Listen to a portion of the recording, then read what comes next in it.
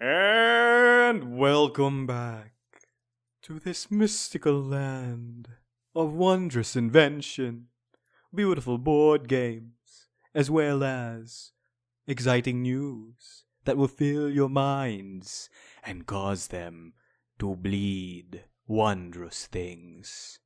Welcome to the Level Cap Podcast Zone, or otherwise.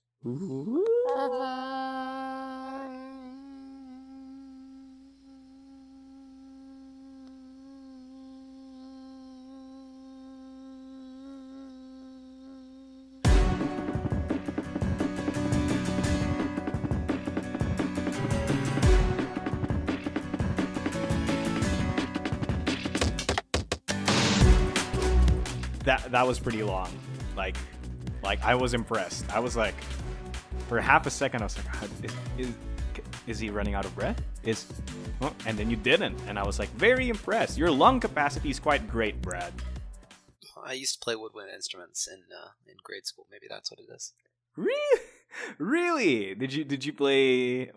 What's a woodwind instrument? Is a clarinet a woodwind instrument? Like clarinet, flute. I played the flute actually in grade school. Oh wow! Oh, I'm just imagining little Brad with his little flute. Oh my gosh, Marco, stop it! Oh, cute. Okay, I'm gonna stop. Nobody appreciates that. No one appreciates it. Okay, fine. No one at all. All right. Welcome to the Level Cap Podcast, everyone. I'd like you all. I said welcome. Oh yeah, welcome. We're both welcoming you. Think of the Level Cap Podcast as my house with Brad, and we are inviting you, our wondrous guest, into it so that you may experience the wondrous and homey nature that we can give you. Some hospitality here and there, maybe a few jokes. We can have a few laughs by the fire. I feel like it's kind of strange that we'd buy a house just so we could invite people over. Wouldn't it be more like a hotel at that point? I mean, it's okay if it's just a hostel. It doesn't have to be a really big house. Yeah, but like if it's a hotel, that means they have to pay, right? Like, well, yeah, they pay with their time. Ah, I see. So we are like the devil, and we're like time people. Vampires. Yes, exactly. We are like time vampires. We suck your time away, hopefully in a manner that is very pleasing to you and useful to you, so that you can enjoy for a few minutes some board game related news, especially about Level 99 games, things, or otherwise. Brad, how are you this fine New Mexico morning? I thirst for time. My time. Yeah. Have you stepped into the sun? Wait, can time vampires step into the sun? Yes, they just can't step into a relativity wormhole because that would mess up their time and then they would die. Yeah. I guess. Yeah, they're only vulnerable to quasar rays. Actually, they're also vulnerable to another thing. I, as a time vampire, would also know. Because I would know because this is my life, right? So quasar rays, that is one indeed. The other one is social media. It actually eats up so much of my time, and I just can't. Those are the high level time vampires. They make social media. So yeah, Mark Zuckerberg is a top tier time vampire. I can't believe he's done the patriarch of all time vampires. Yeah, I can't believe he's done it. He's done a way to siphon people's time legally and in a way that doesn't make people suspicious, right? Like we have to do this entire podcast and invite people into our house, right? He just makes a website. I think Facebook is 8 different kinds of vampire, but that's another conversation for another time. All right, welcome to the Level Cap Podcast, everyone. We have a wonderful docket for you tonight. Time vampires aside, we have interesting things to talk about and a very special game at the end. So I hope you guys stay until the very end. But first things first, Brad, I'd like to ask you, what have you been doing this week? This week, I have been working on stuff. I'm doing a lot of 7th Cross these days, and that's probably what I'll talk about more in the future is what we're going with the game, or rather where the game has ended up, because we're finally freezing the rule set and moving towards content.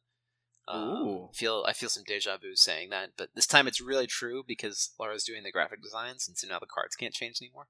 Oh, okay. So you've been in this place before. Yeah. Well, mostly I've been helping everybody else to get their stuff together. Reviewing Noko's art, reviewing Josh's setup for BattleCon Unleashed, reviewing Laura's card designs for Seventh Cross. Kind of getting everything together for these upcoming projects. So that's what I've been up to. How about yourself, Marco? What have you been doing this week? Don't get mad, Brad, okay? So I found a new mobile game. It is guess what genre? Guess what genre it is. Is it a roguelike? Yes, actually it is. It is a roguelike dungeon crawling game called Buried Bournes, which is a Japanese game, and I can clearly tell because all the stuff that's been translated into English is like horribly Google translated, but like it's a very interesting game, very, very simple. I won't go too in deep with the mechanics. I think the thing I really appreciate about this game is that it doesn't feel like a mobile game. How do I explain that? Like, it feels like a real dungeon crawler game, and it was free. So, like, at the end of the day, it's fine. Like, it's a really fun game. I think that what I really like about it is that there are, I think, around 15 different job classes, some of which are unlocked. Okay. Some of which are unlocked in like cool ways. So like the thing about this game is that it feels like an actual RPG dungeon crawler game that they just ported onto mobile instead of it being built on the ground up on microtransactions and stuff.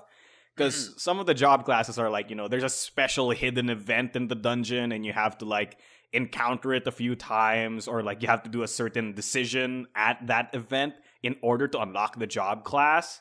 Which is pretty cool. So it's really a roguelite because you do carry things over from run to run. You carry the unlocks over. Yeah. There's like a what do you call this? A sense of progression. I think the biggest thing about this though is that you can actually modify the classes. So there's an entire like third layer on top wherein you gain this resource called fragments, and you can spend it to buy like modifiers that you can then attach to specific jobs. So you can like customize the jobs at their base state even without like items from the dungeon or anything. So like, like if you got like a fragment that says your basic attacks hit twice instead of once. So like you can put that on.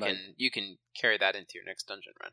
Yeah, or like permanently attach it to a class and buff that class literally forever. Oh, okay. That's kind of cool. That's a neat way to do it. Yeah, it's pretty cool. I like the game. It's it has literally eaten at least 10 hours of my day in the past week, so that means I've played it at least 2 hours a day. But again, it's a mobile game. This is a very interesting prospect for me because a lot of roguelikes they really are PC games in general, right? So this is really fun because it's like the moment I want to play a roguelike is usually when I'm like waiting on a bus or something, and I just want to do something mindless for a bit because it's a grindy game. It doesn't take a lot of thought to play. It literally plays like Pokemon battles. You bring out your character, opponent's character, and you have like 4 or 5 skills. That's it, and you just like whack each other until one of you dies. So it's like Well, I've actually been playing something that's kind of roguelike, now that you mention it. Tell me. I was recommended to try out the Hearthstone dungeons, and I hadn't played since Kobolds and Catacombs. So since like Ungoro, which was a year ago, I guess. Oh, so you tried the Kobolds and Catacombs dungeons. I tried the Kobolds and Catacombs, and I tried the Witchwood dungeon. And in these dungeons, the Hearthstone dungeons, you start out with a very weak character, and then you fight a monster that's kind of a weak monster, and at the end of that fight, you get an upgrade to your deck. You get 3 new cards, and sometimes you get a treasure, and the treasure gives you a new permanent buff for your whole run. Or a really OP card, right? Yeah. You get a treasure, then a really OP card, then a second treasure, and then I guess you get to the final boss. I haven't gotten past round 7 yet, so I don't know what the last bonus that you get is. Maybe it's another OP card. I think it's another. Yeah. Yeah. So those have been really fun, and it's neat to see how the deck works. But when you lose to a monster, it wipes all your progress. You lose everything. So the monster has been really cool, and I really like the custom classes for Witchwood. They give you a pretty unique take on the way that the game is played. Who's your favorite among the custom ones? I Well, like. I've only done the first 2 so far. Oh, so. I like Toki though. Toki's fun. I haven't gotten to Toki. I'm doing the Cannoneer right now, and Cannoneer is a pretty neat class. I usually play Mage, so being able to play a better Mage is kind of neat. Oh yeah, because Shaw can just. Oh no, sorry, Cannoneer's what's his name? Gray. He's a Worgen, but yeah, he's pretty cool. I like Toki. Toki's basically because Toki has shenanigans, right? Mm-hmm. Yeah, I think Toki's hero power is restart your turn. Yeah, so what does that even do? So basically, Toki's deck is filled with like random effects, like arcane missiles. So when she arcane missiles and it's not the right result, she can turn back time and then play it again. So basically, she gets a re-roll on all of her random effects. I see. Yeah, it's pretty fun. Or like, so it seems pretty tough. All right. So that pretty much does it for what we've been doing. If you guys want us to check out something or recommend a Game Club game of the week, please tell us in the comment section down below, and we will get to that game so long as it's easily available. But next up, I'd like to talk about the thing that Brad kind of teased earlier, and welcome to the pipeline, where Brad talks about the upcoming stuff for Level 99 games, or perhaps even talk about specific game design aspects. For this week, we're probably doing 7th Cross, so take it away, Brad. So I'll talk a little bit about 7th Cross and what we're doing with that. So 7th Cross is our big monster hunting adventure cooperative game. It's full co-op. Plays 1 to 4 players. We finally locked the systems into place. We're happy with the final gameplay. And we managed to keep a lot of the elements from the various playtests that we really enjoyed. So there's still the monster transformations, the moral choice systems, the different stats, the way that monsters automate, the game plays. We managed to merge the exploration side of the game together with the the battling enemies side. Created a neat script system that kind of runs the game, sort of almost like a stage play, in the way that you set up the game, you set up the stage that you're in currently. And then timers start running on this secondary board, and whenever things go off, you place new events onto or you read an event from the book, and that will adjust the stage that you're on. So as the scene continues to play out, new monsters may appear, villains may show up to target you, enemies may get stronger, different kinds of events. Allies can come out to help you. Allies might betray you if you take too long in a scene. So all these events are time-triggered events. That's so cool. So so the game kind of is directing this play that you're participating in.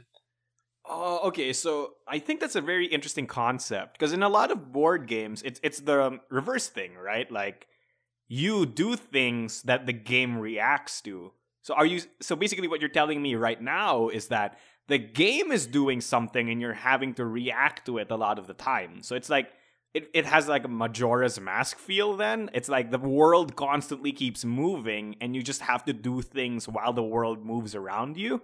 Is that how it goes? Yeah, pretty much. That's the way it goes. So when you see those timers start to get low, you're like, oh, well, I really need to book it. I really need to finish this fight, or something bad's going to happen.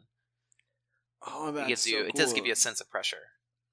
Okay, so if does something really bad happen if your timer runs out? It depends on the stage. If it's an easy stage, it might be that an ally comes in and helps you if you have too much trouble with the first boss. If it's a hard stage, it might be that another enemy spawns, or the enemy starts regenerating, or the whole stage catches on fire, or any number of things, right? Oh no. Oh, okay. Is one of them you die? I don't know that there's going to be just any you die ones, except maybe if we have a stage that floods or something, or like a sinking gas, or those kind of things. Yeah, sinking ship. Yeah, okay. That would be pretty cool. Oh, But those are the kind of stages that the game enables, right? Yeah. Oh my gosh, that's such a cool system. I like that. I'm pretty happy with how it turned out, because we went back and forth a long time over well, how do I fight monsters and have these kind of interesting story branches and story decisions going on? How do I kind of explore while at the same time fighting? And so even as there's not always a monster on the stage fighting with you. Sometimes it's just you're just exploring, And so when you build that stage, you also put down little knickknacks into each of the spaces. Like some of them are doors.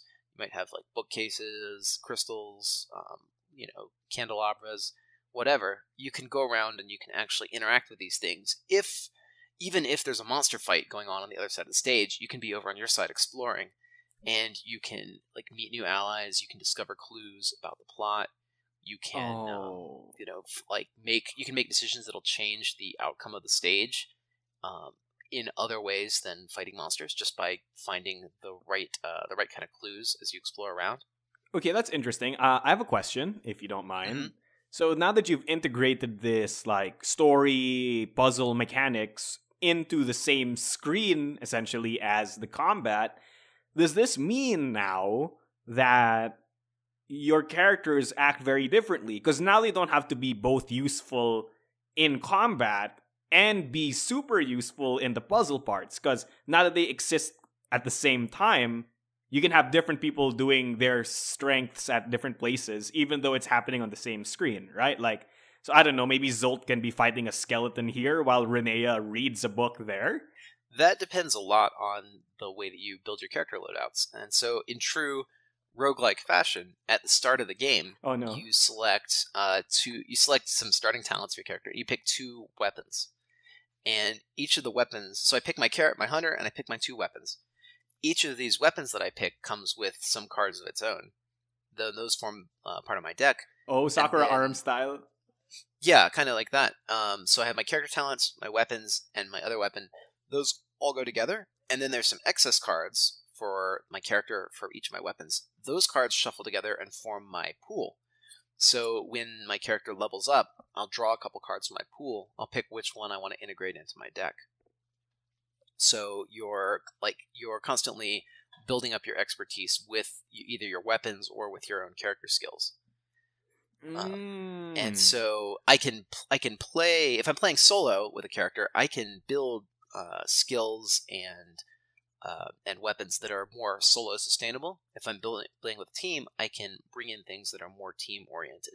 So, for example, there are cards called enhancements, and whenever somebody attacks with a weapon, so I could bring a weapon that just has a lot of attacks, like Zolt's dual swords. They just like do a lot of damage. Almost every card does an attack, and the weapon has an inherent ability where you can just pitch any card from your hand to turn it into an attack. Oh wow, so I have that's consistent, really good. constant attacks. Whereas I bring a character like Eugenia, her starting spell, Absinthe Arrow, that has an inherent enhancement on it. And so what I can actually do is when Zolt attacks with his swords, I can cast my enhancement on him and buff his damage, as well as doing it on my own. Like some of I have my own spell attacks. I could buff my own spell attacks, but I could also be buffing my allies next to me. So once you start bringing in allies, you want to start thinking about bringing more of an enhanced support type kit. Oh my gosh. You also want to bring some defensive weapons, like Selenka's Regalia weapons are all very defensive focused, because those will allow you to survive when the boss is taking 2 turns to your every one in 3 and 4 player games. Oh, okay. So are you saying that team comps are a thing in this game and they matter a lot? Absolutely.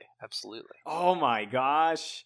That's like we got into one adventure where we were playing Galdred and Eugenia, and we just brought all combat weapons, and we actually so the way it works is you play a couple of attacks, and you play your attacks and your enhancements, and you deal a total amount of damage, and that total amount of damage gets applied to the boss, and then if it is greater than one of their shields, the shield breaks, and you get that for your character. So if the monster has instead of having 50 hit points, the monster might have a 4, 4, 8, 8, 12 as their hit point pool.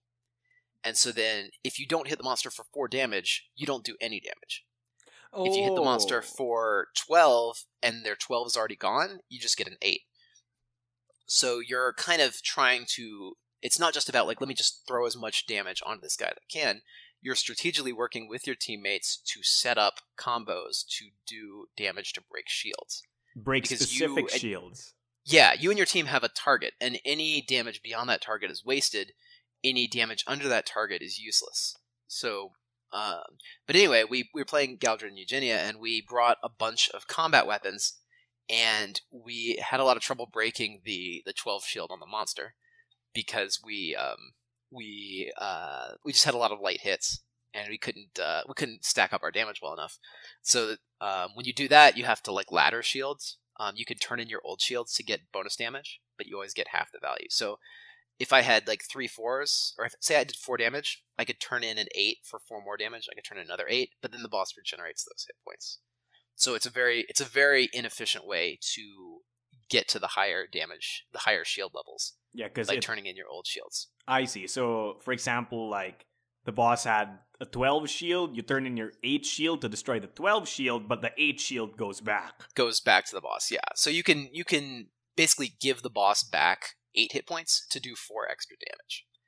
And that way you can actually build up to break the big shields, even if you don't have the support of a big team, or if your kit doesn't quite work in that way. There's always an inherent system way to break any shield that comes up. I see. So it kind of, what do you call this, avoids the trap of like, this boss fight is literally unwinnable because I didn't draft the right cards.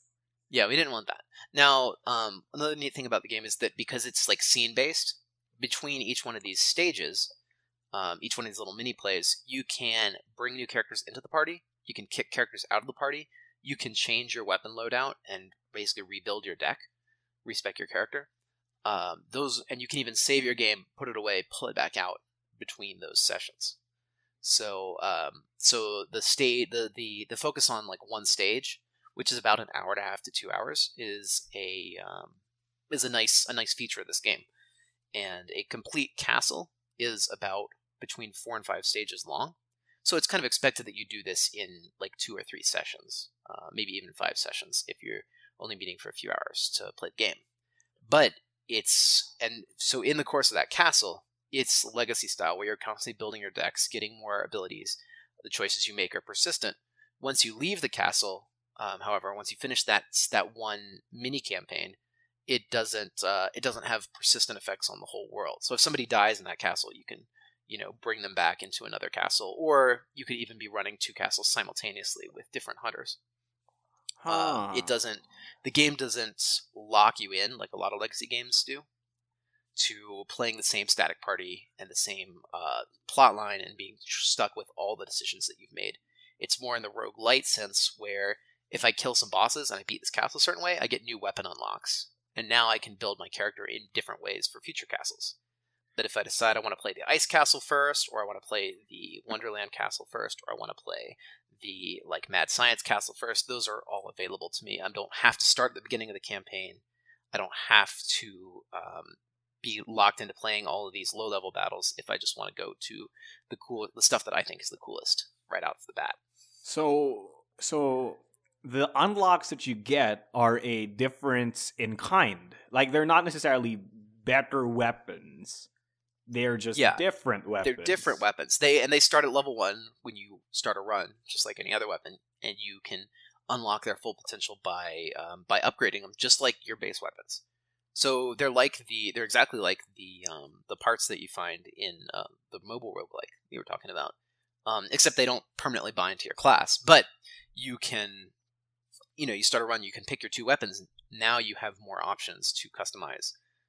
I can find better guns. I can upgrade. I can equip, Renea with these guns. Maybe I find a gun that's really good for Joffrey, that works well with his kit. You can try out different things, different builds.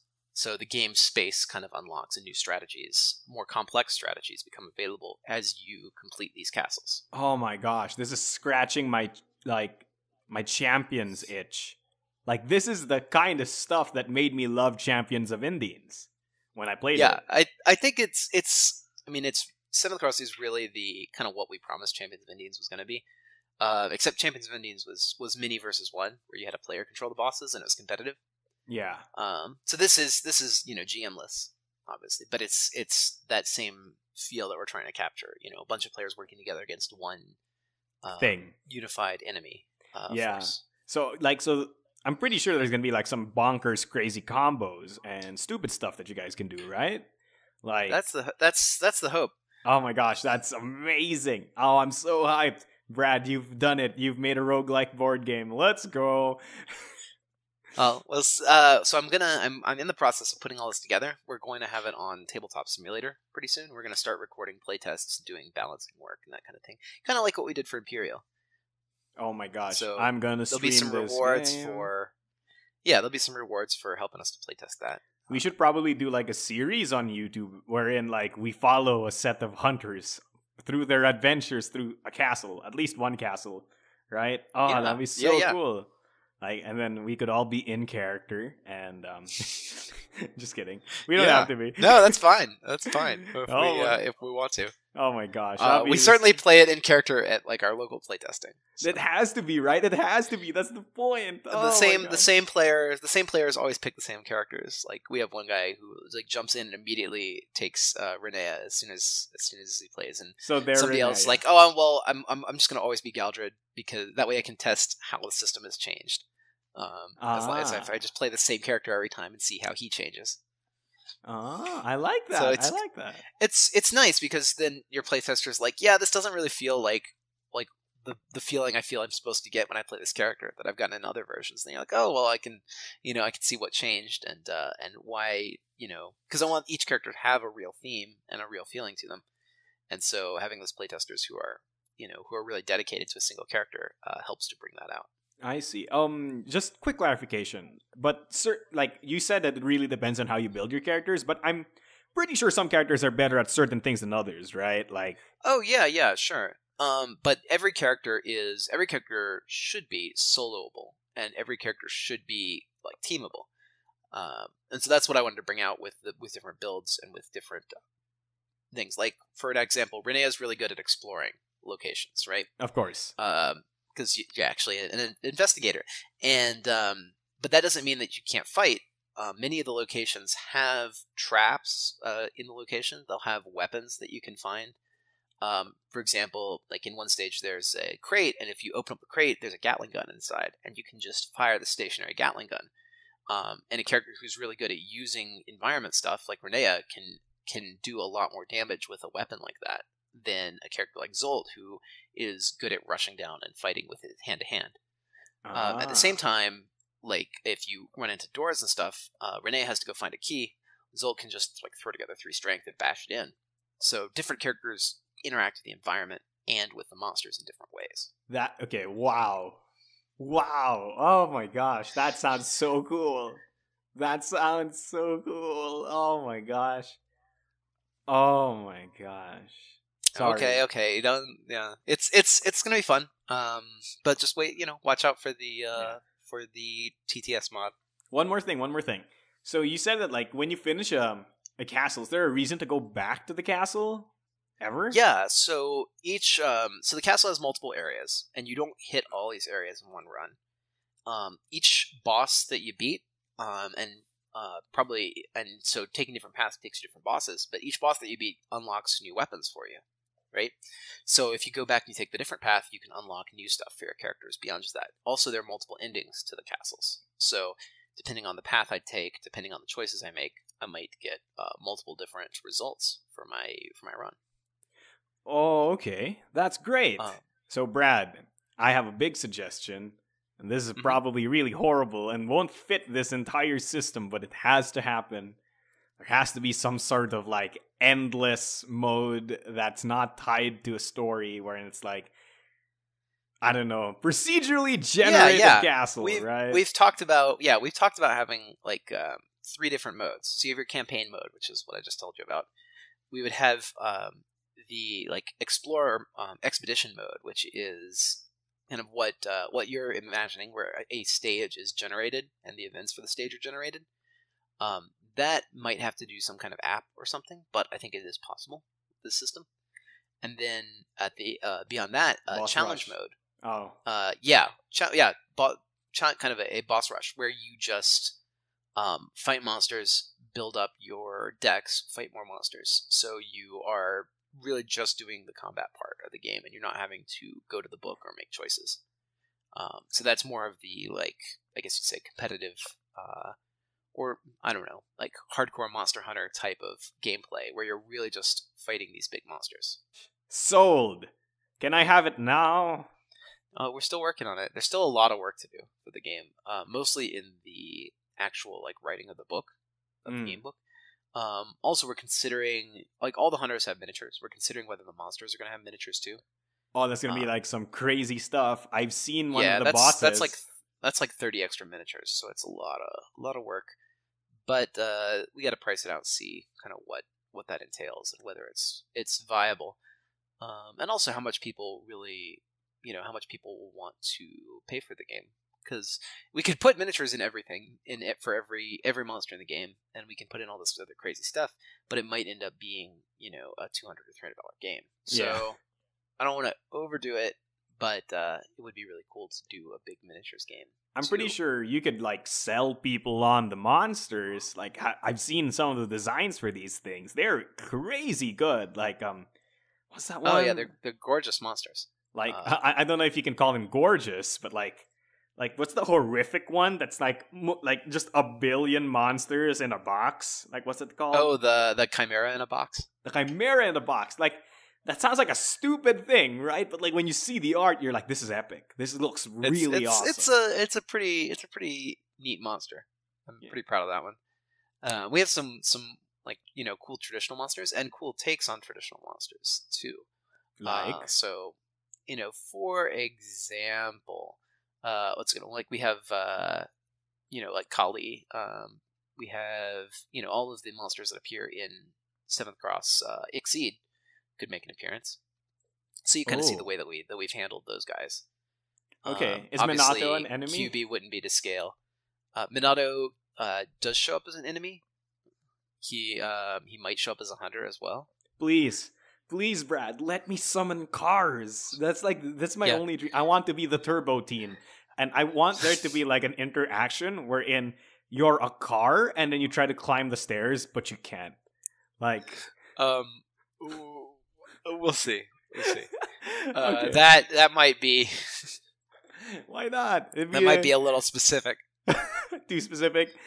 I don't even think you have stairs in your game. Yeah, you just kind of jump to the second level.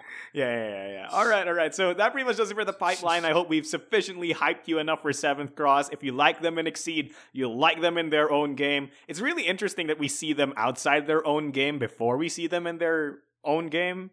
Like it is.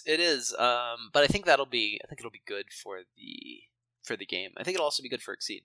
Because when people see how cool the 7th Cross Adventure game is, they'll want to check out the Exceed game too. Yeah, that's true. So it'll go both ways. And people who are excited for Exceed will already know what to expect when they jump into the world. Yeah, and when they find out they can play as their favorite character in this like RPG whatever game, it's going to be fun, right? So yeah. But yeah, the minis are really cool. I've actually got like all the prints sitting on my desk, 3D prints of all the miniatures. So I just got to assemble these guys and paint them. Oh my gosh, please send pics. I've seen the Lucia one. It's pretty cool. So it is. Lucia they couldn't print because the chain was a little too tough. Oh, sad. A real like model printer would be able to do it, but they couldn't print it on demand. It was just too having that chain wrap around was just too much. I see. Oh yeah, she does fight with like sickle chains. I don't know what her weapon is. A chain. It's a chain sickle. It's a kind of like a comma with or 2 commas with chains attached.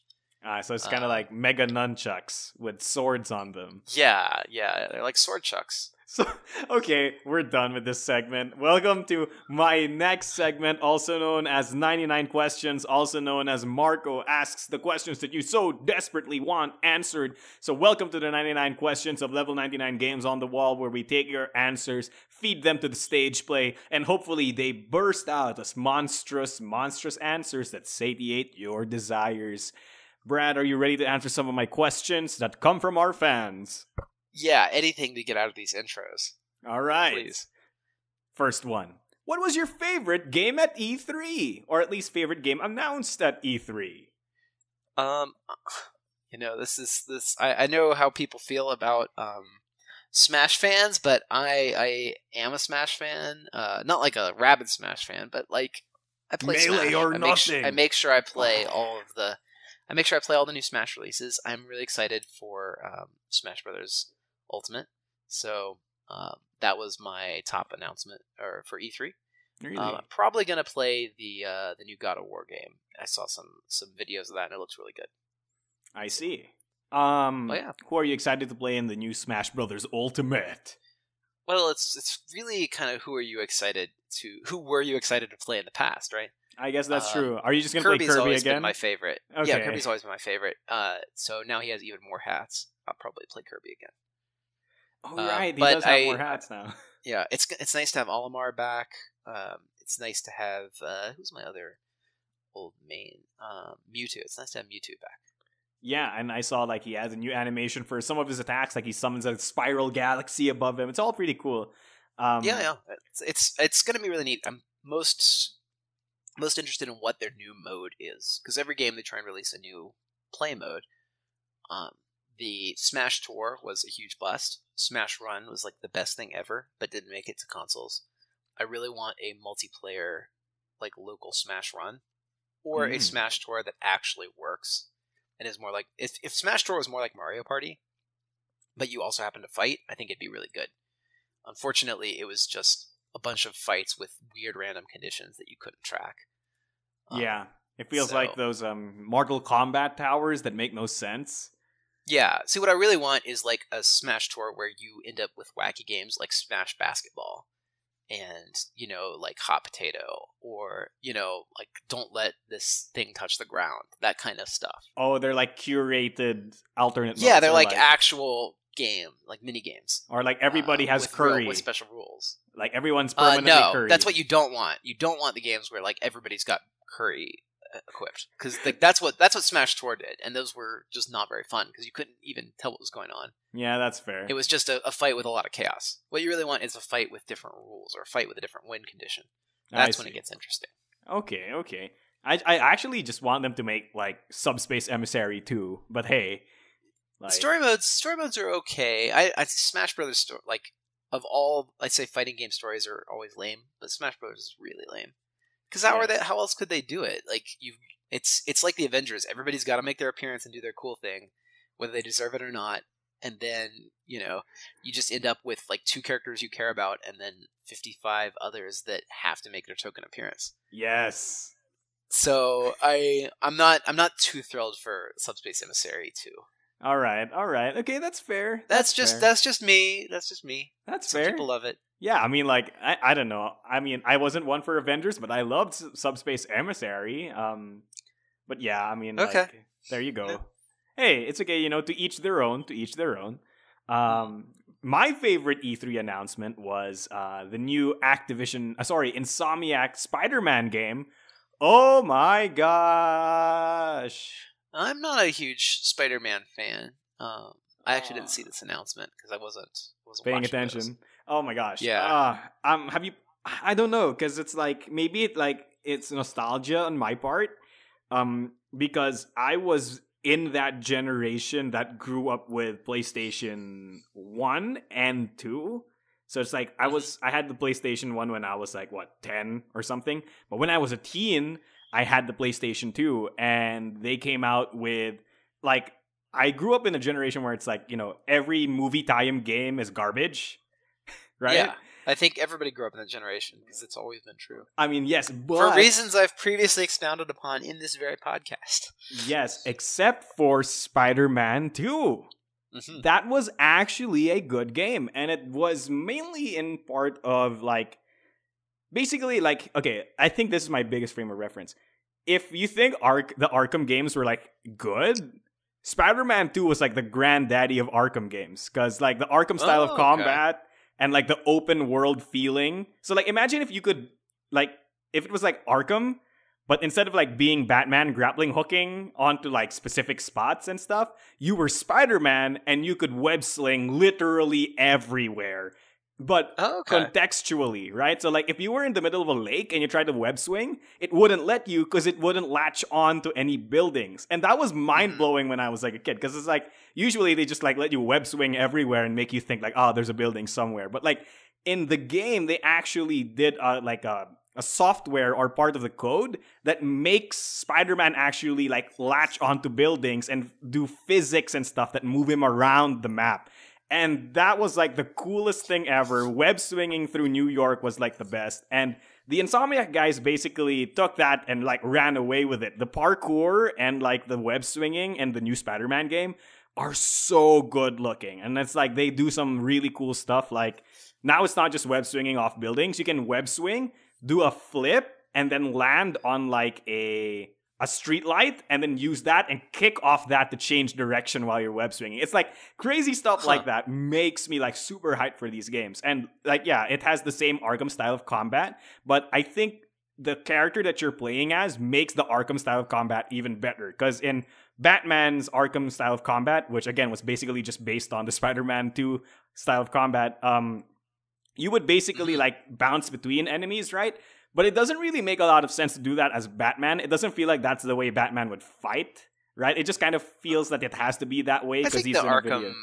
I think the Arkham Batman is a pretty good, like, I mean, it's a pretty good mini versus one simulator. Yeah, it is a very good I would say mini versus one simulator. But I guess my point is that when I think of Batman as a character, I don't think he wants to fight like that. Like that's not the way he would usually want to fight, right? Like he'd usually want he'd probably want to use more environment type effects and pick people one off at a time. Yeah, one right? by one. I think the Predator mode is probably the real Batman combat. Exactly. Right? The Predator mode is exactly what Batman would play like. But Spider-Man fights like that. Like Spider-Man's entire fighting style is about bouncing between multiple guys and then doing quick takedowns using web cartridges, right?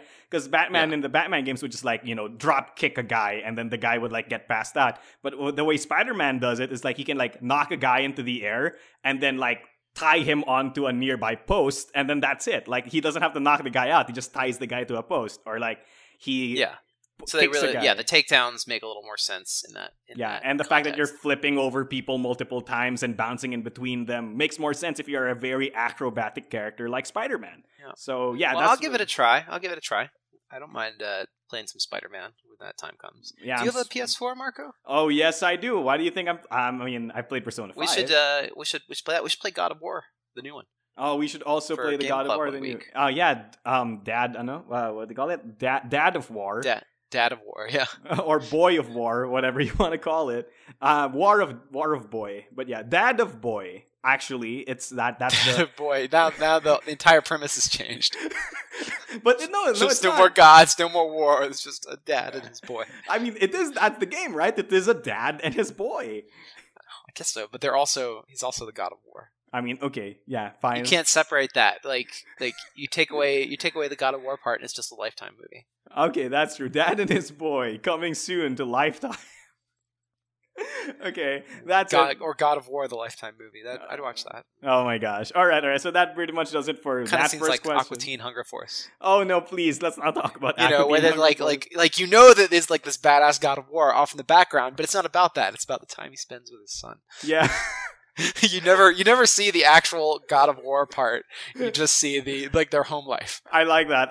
It's kind of like Space Ghost too. Like he's like daily show, but also superhero. Anyway, next question.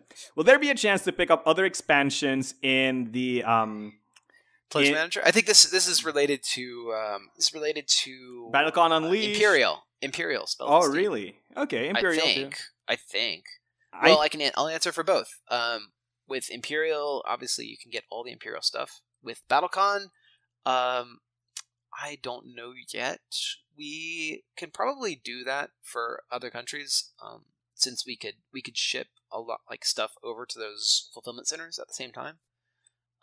We'll see. We'll see what it makes sense to offer and what the demand is for those expansions in other territories. I see. So. Okay, but I'm pretty sure there should be like a pledge level for literally everything that's BattleCon related. Oh yeah, right? sure. The real question is, can you get that tier in like China, or can you get that tier in Canada or Australia? That's where it gets a little iffier. Obviously, in the USA, we'll offer that tier because everything's already in the USA and we can just ship it to you. Yeah, but I think things that when you're overseas. Yeah, I think specifically Gutok asked this question, and I'm pretty sure he's in China, so. That might be the question, yeah. Well, you should just wait on the Chinese edition of BattleCon, which is coming out. I think we actually have a good number of fans in China. Yeah, yeah, we do. So we added the language options to BattleCon Online, and so you'll be able to play with the cards in your native language. Chinese is one of the languages that we're planning to add. Hey, Filipino too. Yeah, Marco, let's add Filipino to Battlecon Online. All right, time to brush up on my Filipino because I'm barely fluent. Seriously? Nah, I mean, in your like local language. If you, I'm what you would call native fluent, like kind of like how many Americans can't spell a lot of English words because they know how to use them, like in conversation in real life. But if you had to tell, like if you. Like, you know, there's the reason why it's called big green dragons and not green big dragons, right? Like green big dragon sounds wrong, but big green dragon sounds correct. Yeah.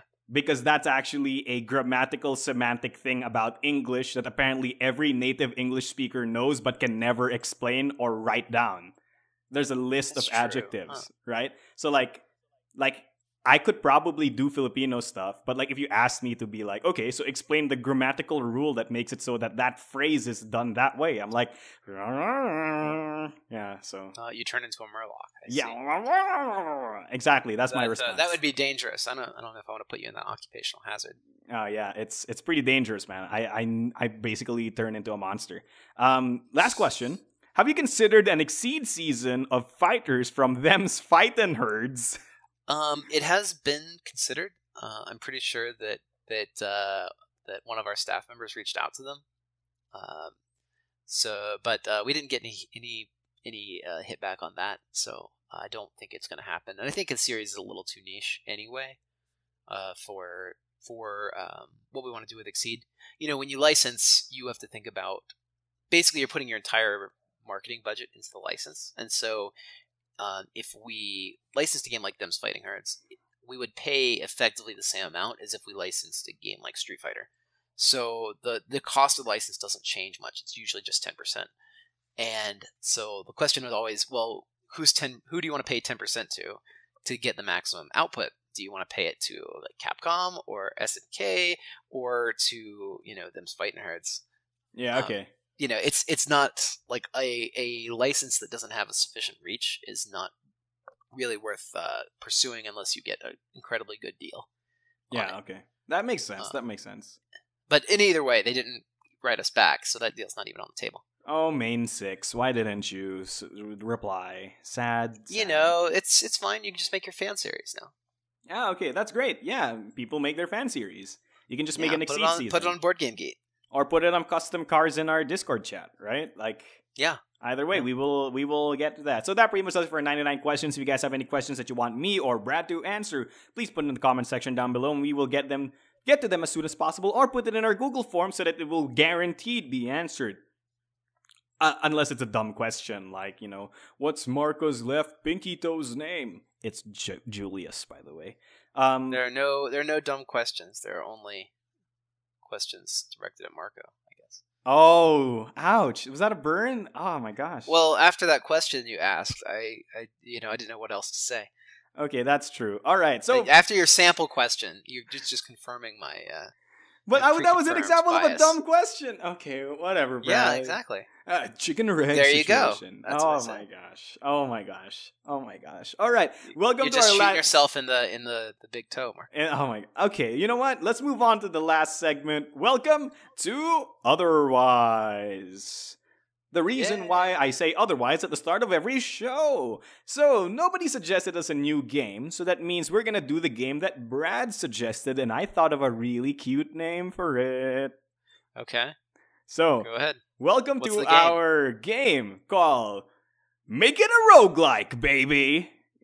Kind of like Henshin a Go-Go, baby. From. Did I really suggest this? This sounds like suspiciously like a Marco game. So no, you literally suggested this in the previous episode where you were where I was like, don't tell us to do Dark Souls-ified, and you were like, haha, yeah, we should totally do just like roguelike-ified instead. So I'm like, hello, welcome. Oh, no. You have brought this upon yourself. All right, so what are the rules? Welcome to Make It a Roguelike, baby, where Brad and I suggest to each other a concept, literally anything, and we try to turn it into a roguelike game, video, or board, or otherwise. Brad, for this Make It a Roguelike, baby, I want you to turn the concept of, this is going to be fun, cooking into a roguelike. Go. Oh, okay, cooking. Cool. Well, that shouldn't be too hard. All right. So, you are a young apprentice chef, and you've been required to cook the ultimate dish for to stop monsters from invading. The monsters can only be sated by the ultimate dish, which you have to cook. So you venture down into this dungeon. However, this dungeon with ingredient themed enemies. So all the enemies are like live potatoes and vegetables and and stuff. And you attack them with your knife, cut them up. You acquire ingredients. You can also find ingredients in treasure chests and around the ground, everywhere really. You find more and more ingredients. Every floor or two, you'll encounter a kitchen, and in the kitchen you can take your ingredients, you can put them together to cook dishes.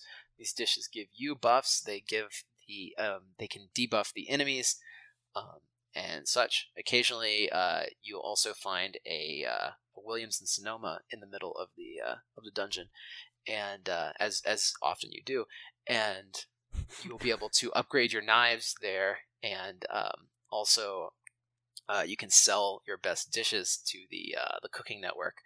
Your best recipes to the Cooking Network and to Food TV, and they'll give you money, and you can use that money to upgrade your. Can I suggest something? Can the NPC who represents the Cooking Network be named Phi Gieri? Yes, he's Phi Gieri. And anyway, and so if you are able to get to the bottom of the, actually, yeah, and every few every few floors,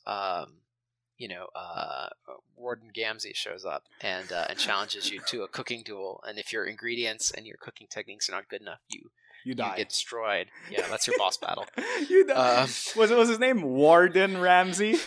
Something like that. Yeah, Warden Ramsey. Yeah, shows up and challenges you to a cooking battle. He's like a Final Fantasy 12 judge. Yes. Anyway, so you do all that. You reach the bottom of the dungeon. You do the ultimate final cooking challenge, and you probably get expelled from the dungeon multiple times along the way, of course, because it is roguelike. But each time you start over, your recipes persist, so you have more and more like cooking repertoire. And that's the game. Oh my gosh, it sounds great. It actually sounds a lot like Battle of Chef Brigade, so I'm pretty interested about it. Oh, does it? Battle Chef Brigade? Is that the show or a game? Oh, I'm sorry, but did you not know that there is a cooking shonen anime video game wherein you play a bunch of people? I think I have heard of this, actually. Now that you mention it. It's like a cooking show, and then you go out into a dungeon, you kill things for their ingredients, you bring it back to the cooking show, and then you do like a shonen anime cooking battle.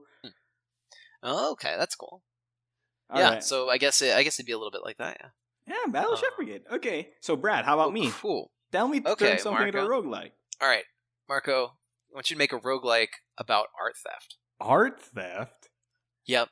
Okay, so there are two ways to go about this, right? The easy way and the hard way. I'll pick the hard way, because the easy way is you just make a stealing stealth roguelike game where you steal art from like fancy vaults or museums. Boring. Here's my idea. It's a roguelike game wherein you're a college student, all right? And you're trying to make it through college, art school specifically, without getting caught for stealing other people's work from the internet. So this espouses really bad values. Don't steal art from people on the internet, listeners, but this is the game. So you are this disgruntled art student, and a lot of this is really about the teachers. Really about understanding the teacher's requirements and understanding the teacher's, the teacher's mannerisms. So this is really a game about observing what the teacher's class is all about. For example, it's like, I don't know, pointillism or whatever art concept there is. Understanding the teacher's habits and what they do when they check your work. So like, Mrs. Cunningham has like a tag that says like meticulous. So she like actually checks it very well. But there's like other teachers that are like lazy. So they just like gloss over it and then go like, oh, whatever, this is a 9.5 out of 10. right? And based on those few factors, you try to look for art online. So I think there's like some sort of like outside element to it. So the internet is the dungeon? Yes, the internet is the dungeon wherein you just like real life. I guess. I guess you waste hours in it and you can potentially die. So I guess it makes sense. You search through the internet for an appropriate picture that would fit and hopefully pass. I think the innovation here is that you actually have to take pictures from the actual internet. And there's like some software in the game or something that analyzes whether or not that would pass. The game downloads random pictures from the internet, and then you can like pick them up off the walls as you go through the internet. Or that sounds dangerous. No. Even weirder is that the game will ask you for a picture link that you basically alt-tab onto a browser so that you can go onto the internet and literally just look for pictures on the internet that way. Okay, but how's this roguelike? If it's just a game where you go browse the internet and then upload pictures. So when you just wait. So when you fail, of course, you have to retake the entire class. Maybe the requirements change, right? Maybe the teacher changes their habits, and perhaps if you get caught enough times, the teacher will start learning the specific kinds of pictures that you try to give them during their classes, right? And they're like, oh yeah, that's right. And they like see that it's of a specific style or if it's from a specific website or something like that, all right? And the teachers get smarter as you continuously fail. But over time, as you like pass through teachers, you start learning certain... I think the roguelike aspect here is not necessarily abstracted into the game. Perhaps there are special powers that allow you to like distract teachers while they're checking your work. But the cool thing here, I guess, is that you start learning to basically cheat the game itself by searching for specific pictures. Heck, maybe even finding specific pictures or creating specific pictures that are meant to fool the AI into thinking it's correct. I think the ultimate subversion of this would be literally just making your own real artwork. Being an artist. I see. It's a pretty unique concept to use computer vision as your or not computer vision, but like image recognition as your resolution system for a battle. Yeah. That is kind of off the wall. I like it. Oh, crazy. So, listeners, tell us, which would be the roguelike you want to play? Brad's roguelike chef game, where you meet interesting characters such as Figieri and Warden Ramsey. I'm partial to that. Or Marcus' cheating simulator that uses image recognition as a resolution mechanic. So tell us in the comment section which one you prefer, which one you like, and if you guys have any more games you want to recommend us, please tell us in the comment section down below.